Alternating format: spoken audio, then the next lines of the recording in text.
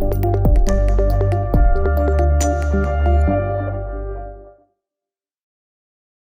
everyone, welcome to the first episode of TOI Business Bytes. At a time when the global economy is staring at a major downturn or even recession, the Indian economy is still projected to be one of the fastest growing in the world. That said, in an increasingly linked world, India is not immune to the global headwinds. Finance Minister Nirmala Sitharaman has her task cut out for the union budget. The important thing will be to maintain the India growth story. To discuss the challenges ahead and the outlook for GDP growth and inflation this year, I have with me Dr. Sachchidanand Shukla. He is the Chief Economist at the Mahindra Group.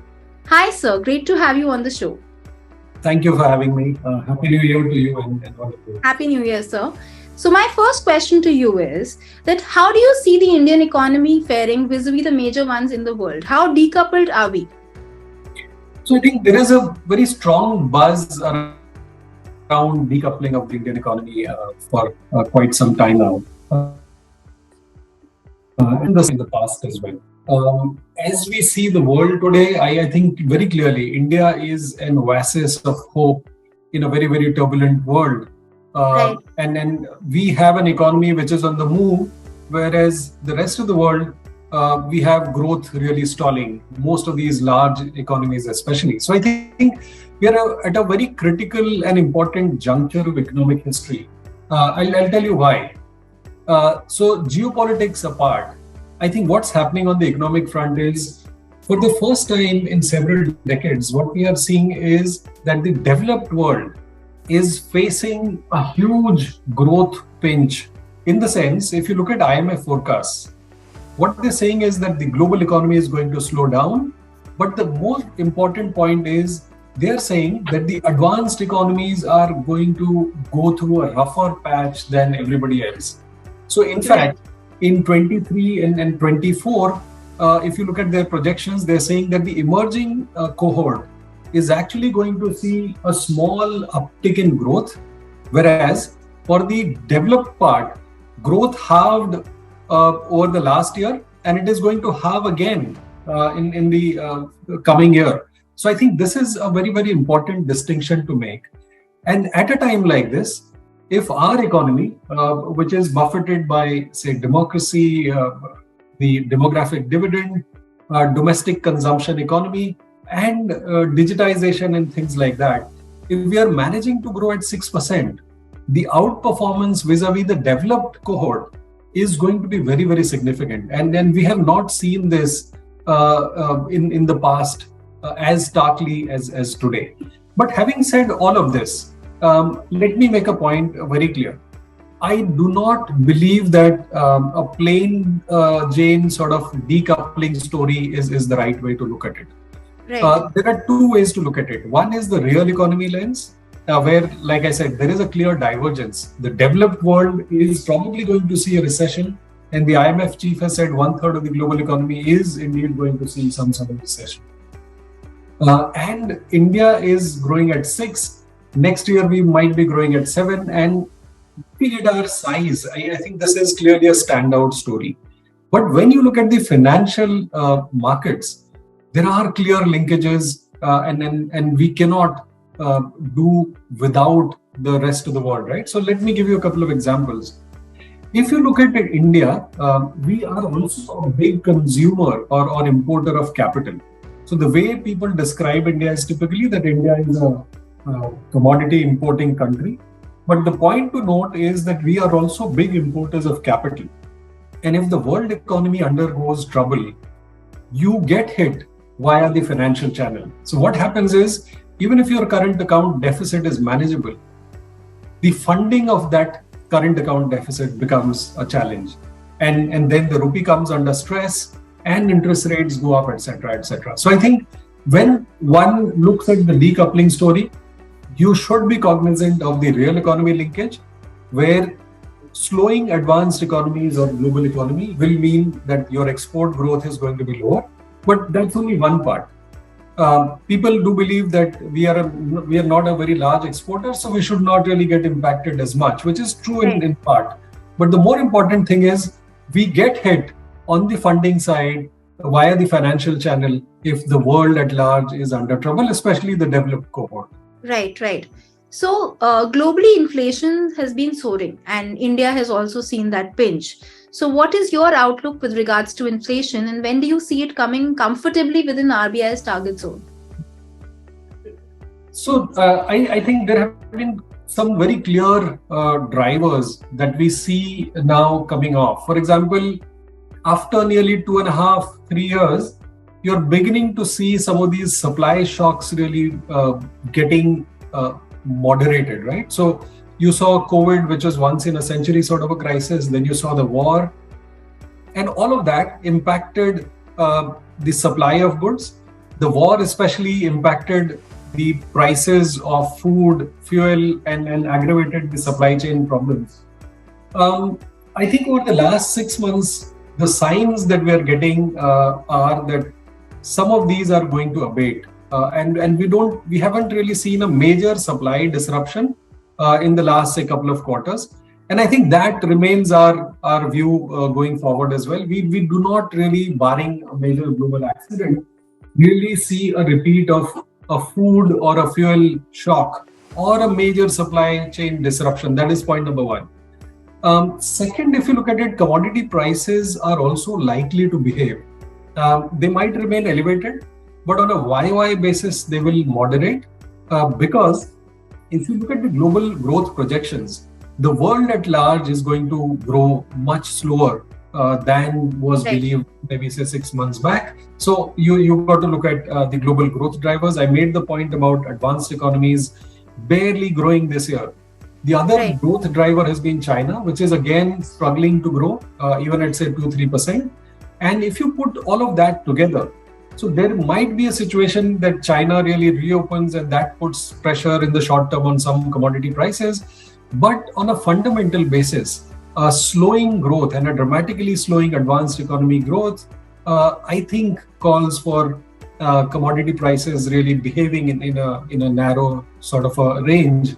And I think that part of the equation also is in our favor. And lastly, I think if you look at the WPI behavior from very high double-digit numbers, right? The numbers seem to have come off dramatically, reflecting some of the things that I mentioned on the growth side or commodity prices.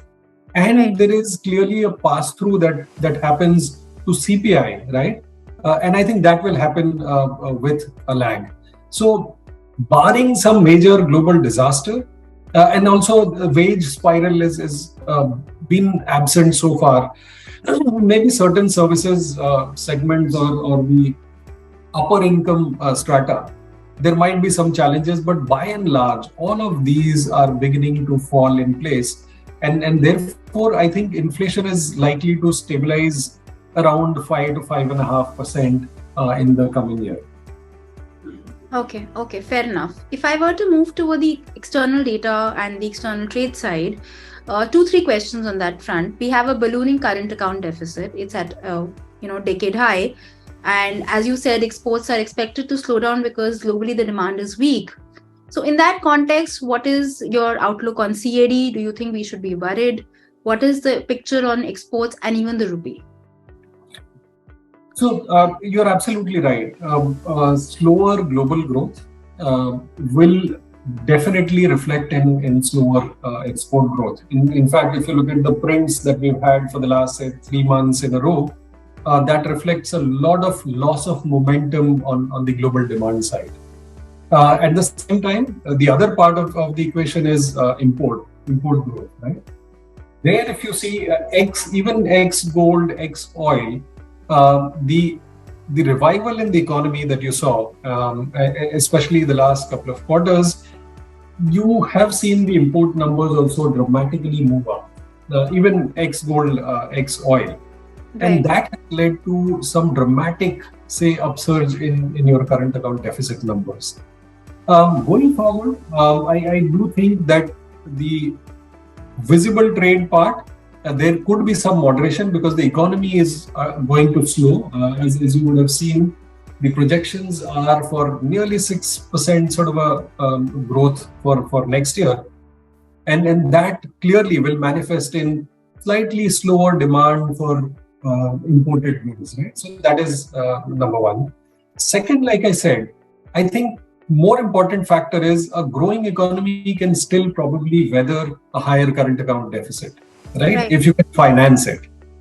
We have seen in the past episodes that the underlying momentum of growth can take care of that problem, provided the rest of the world is willing to finance that.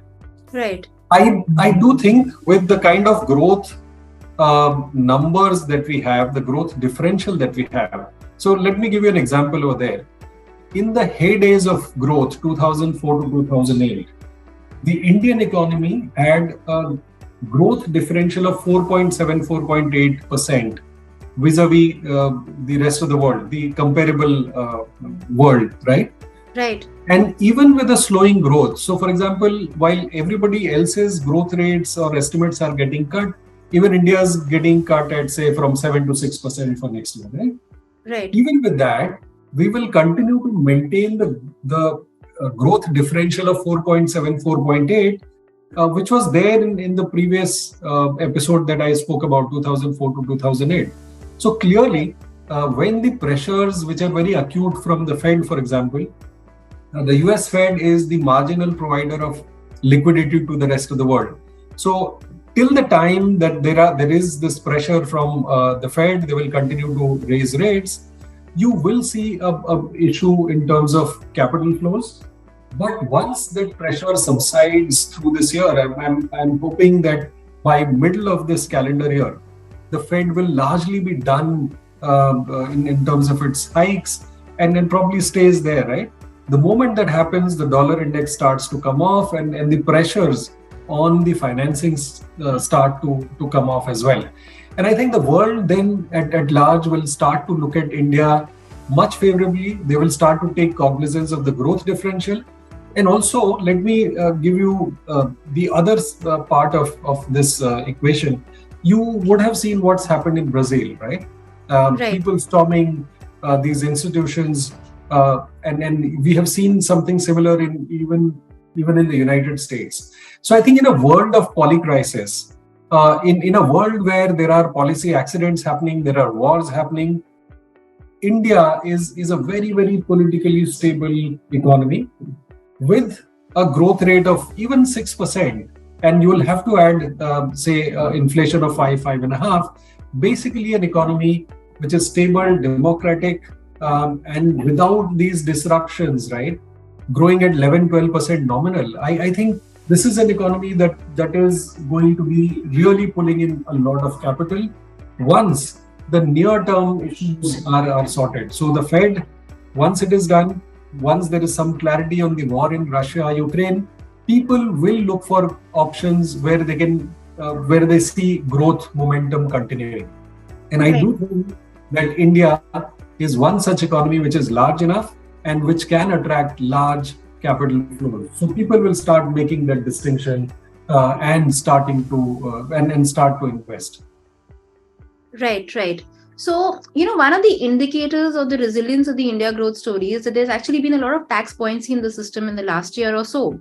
So with that backdrop and any fiscal headroom that the finance minister may have to aid growth, what are your top expectations from this budget?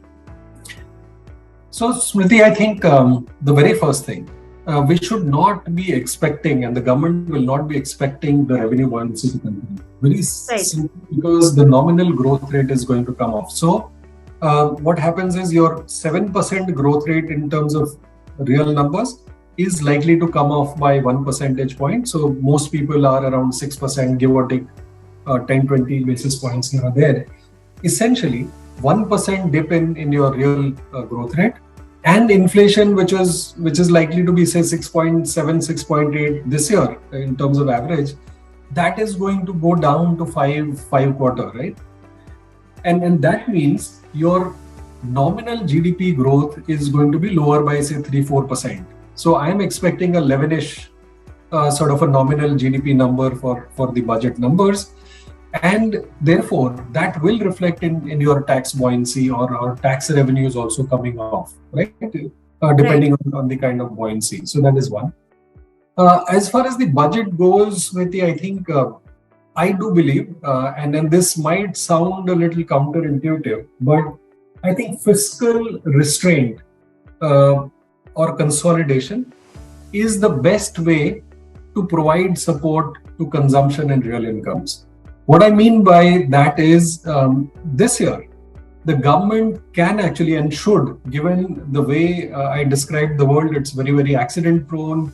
Some of the question marks over the geopolitics and the war, etc., are still not answered. We don't know where it is headed.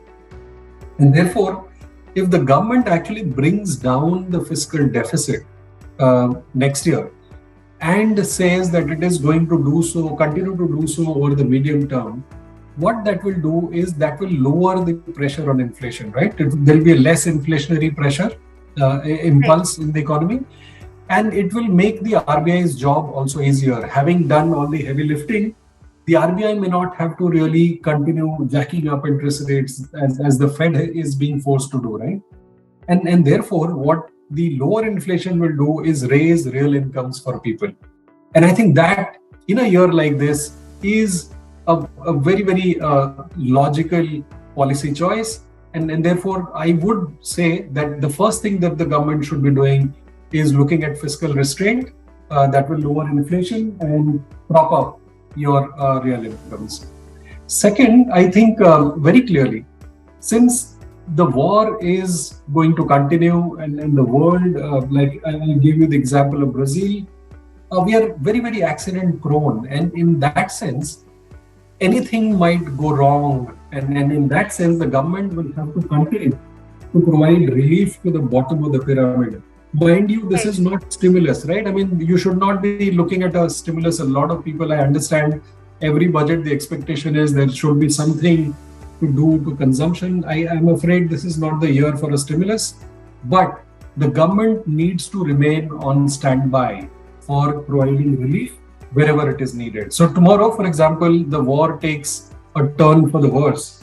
Your fertilizer subsidy might be needed again, right? Right. Or the food distribution program or the Manrega or your customs duty sacrifices that you've done for edible oils, some of those might be required again if there is an accident. So I'm making a distinction between relief and stimulus. So what you're basically saying is that, instead of accounting for these in the budget, the government needs to be more proactive in terms of monitoring the global uncertainties and then reacting to them. Absolutely. So, I mean, while there is a clamor for stimulus almost all the time from some pocket of the economy or the other, I think we should be focused on relief because we are still not out of the woods when it comes to the global situation. Right. I think third, there is a need to continue the momentum on capex, the public capex, right? Private capex is still shy, and you cannot really fault them simply because the global uncertainty is huge in the near term. And from a medium to long term perspective, this entire migration towards greener, growth is actually raising a lot of question marks on capex, right? So how green should your cement be and infrastructure be, etc., etc. Some of those questions remain unanswered, and capacity utilizations also remain 70 plus. But I think there is still room for that to improve. And until the time that happens, the government should continue to take the lead. But I want to make this point very clear. There is not much room for the government to continue this for very long. We are at the very fag end of government support to public capex. But nevertheless, I do think this year they should continue the same momentum on capex. I do believe that the number could be anywhere between 9 to 10 lakh crore and at least a 20-25% sort of YY growth should be budgeted for. What it does is also gives a push to job creation, which is widespread in the economy, right? It's not concentrated in one pocket. For example, if you're indulging in roads or bridges or some sort of construction work, you are able to generate employment and income across geographies, across regions in the economy. So I think for these reasons, public capex is something that the government should continue. And lastly, Smriti, I think, like I said at the beginning as well, We are very accident prone as a world right now. We have seen the UK government pay a hefty price for some fiscal experiment that didn't Right. go down well with markets and people at large. And I think the government should avoid any reform, not reform, sorry, any measure which comes as a shock to the system. So avoid any sort of a major shock to the system. This is not the time to do that. Whatever has to be done probably can be done with a more reasoned sort of a framework over time rather than try to crunch it this year. As an extension of your third point that you just spoke about, the need for job creation, globally we are seeing so many job cuts. And even though the Indian economy has somewhat recovered from the pandemic shock, the recovery is not yet broad-based. So what can the government do to ensure that there is, a broad-based employment generation? So Smriti, one very important point that you see across the world, and there is enough empirical evidence available for over the last 100 odd years across the world, which is that it is the private sector, the entrepreneur who creates jobs, not governments, right? They can do something somewhere, some point in time. And I know the Keynesian sort of framework becomes very, very easily acceptable, palatable to politicians and people at large during times of distress. But the simple point is sustainable job creation happens only through private enterprise and entrepreneurs. If that is the case, I think we need a situation where there is no stigmatization of capital, right? We need to put in our belief, our faith in the entrepreneurs. And as you know, the startup activity has started to throw up a lot of this pool of entrepreneurs that we have, and a lot of activity, a lot of buzz around in the system. And I think we should do everything to encourage that, because it is this that is going to provide sustainable jobs over time. I think another thing that we should, so I'm talking about medium term first, I'll come to the near term towards the end. The other part of the equation, Smriti, is the cost of doing business and ease of doing business remains a big challenge. It's something that the governments of the day have been trying to address, but haven't been able to completely solve that problem. So there are examples where the price of, say, energy in India, whether it is diesel, whether it is power, still remains very high. Interest rates, for example, logistics cost, the government is trying to bring down the logistics cost, as you know, but till that happens, Indian private sector or entrepreneurs remain handicapped and are immediately disadvantaged by the cost of doing business, which remains very high. So that is again something that needs to be addressed. Regulatory changes which impede the rate of change, right? Rate of growth also needs to be addressed along with ease of doing business, simplification, rationalization, ease of paying taxes, ease of filing returns, things like that, right? I think a lot of these will have to be really focused on. Factor reforms, land, for example. If you want to start something, we know of several of these projects that get embroiled in whatever controversies, delays, and stuff like that. So I think when you talk about private sector entrepreneurs, I think cost of doing business, ease of doing business, etc., should be looked at. In the near term, I think it is the public capex focus that the government should maintain. On the rural side, nearly 90% of the jobs, 88 to 90% of the jobs are created via construction, right? So if the government continues to keep its foot on the accelerator on public capex, on construction, roads, some of the things that we have been doing very well over the last several years, I think in the near term, that can really help take the job creation story forward. And more importantly, the government has been trying to pivot towards manufacturing via focus on PLI and some of these things, right? So they've cut corporate taxes. They have announced some labor reforms which are yet to be implemented. Right. But all of these put together, and the fact that services activity should be allowed to continue unabated, which means we should be cognizant of the risks of the latest COVID wave. Because if you walk into an airport right now, if you walk into a mall or a retail sort of a place or an eatery, you can see the buzz, right? It's after 2.5, 3 years that you're seeing people really going out. Right. And there are multiple ways to talk about it: revenge consumption, revenge travel, etc. But I think the point I'm making is services as a sector is a big employment creator. And the government should be very alert to any risks that can impede that, right? And that in the near term, along with public capex, will ensure that some of these jobs get taken care of or are created in the near term. So medium to long term, belief in the entrepreneurial history of India, entrepreneurs of India, ease of doing business, cost of doing business, and in the near term, continue to focus on PLI, continue to keep the services activity unabated, and continue on simply public capex. Okay, fair enough. So one last question, and which is forward-looking, is what is your, opinion on what is the road ahead for the 5 trillion economy dream of India? I mean, India is expected to be the third largest economy in the coming years. So, where do you see India heading, and what is the right path for that? So, Smriti, I believe this is an economy that will continue to achieve or scale these summits, whether it is 5 trillion, 10 trillion or 15 trillion. Simply because if you look at it from a mathematical or statistical perspective, there is a rule of 72 that we study in finance, right?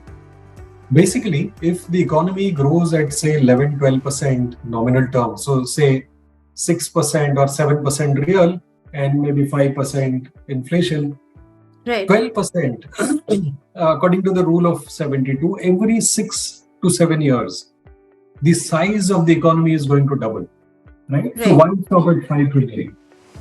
We are going to double in size every 6-7 years, and that is massive. If you look around, if you look at the developed world, so granted that they are much larger in size, but mind you, the Indian economy also at this juncture, 3.5 trillion, is not a trivial sized economy, right? We are not small. And growing at this size, doubling every 6-7 years, will add a lot to this mass and momentum. And I think that's very, very important. And the world at large is taking notice of that, right? So, and they will continue to therefore invest once the near-term troubles are over. And then we are clearly going to be an outlier, clearly a standout story when it comes to the kind of democracy that we are.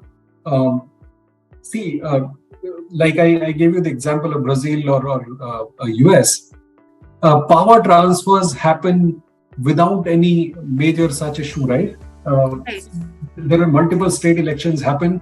Power is transferred very harmoniously from this party to the other without any trouble. Every single year we have 5-6 state elections and then the general election. So I think in a world like this, that's a standout story.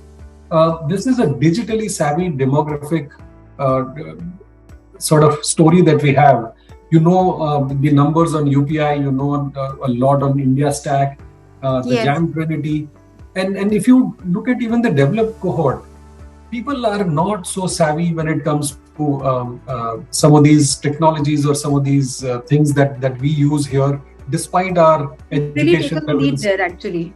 Yes. And then this is a domestically demand-driven story, right? We don't export as much as the rest of the world. And therefore, if you just add now reforms to the story, if we continue to put our foot on the accelerator on reforms, factor reforms, I mentioned land, labor, productivity enhancing reforms, I think this is going to remain the standout story for the next 20-30 years. And barring our ability to shoot ourselves in the foot sometimes, via some harakiri on the policy side, I don't see how and why the world at large will not take notice. And mind you, this entire China plus one, Europe plus one, all of these. So the stars are also aligning finally. Right. We now have a say policy framework where we are targeting inflation, where we are allowing companies etc. to die peacefully, right, without causing trouble. The IBC Yes. and Yes. all of these mechanisms were missing, and then we are finally trying to put in place some of these mechanisms, the frameworks that the developed world has used. And therefore, in my opinion, 5 trillion is a very short-sighted way of looking at it. This is Right. an economy that's going to, double every 6-7 years. The US economy or the Japanese economy, European economy, growing at say 3-4% will take 20-30 years. So if you're a parent, for example, in those economies, you will not see the standard of living doubling in your lifetime for your kid. Now, Right. just contrast that with India. Every 6-7 years, um, the size of the economy is going to double. So I think that's a fantastic story to look at. Thank you, sir. Thank you for coming on our first episode of TOI Business Bytes. Let's hope that the India growth story continues to be resilient, that we continue to be an outlier, attract capital, and that we manage to tide over the current global headwinds. Thank you.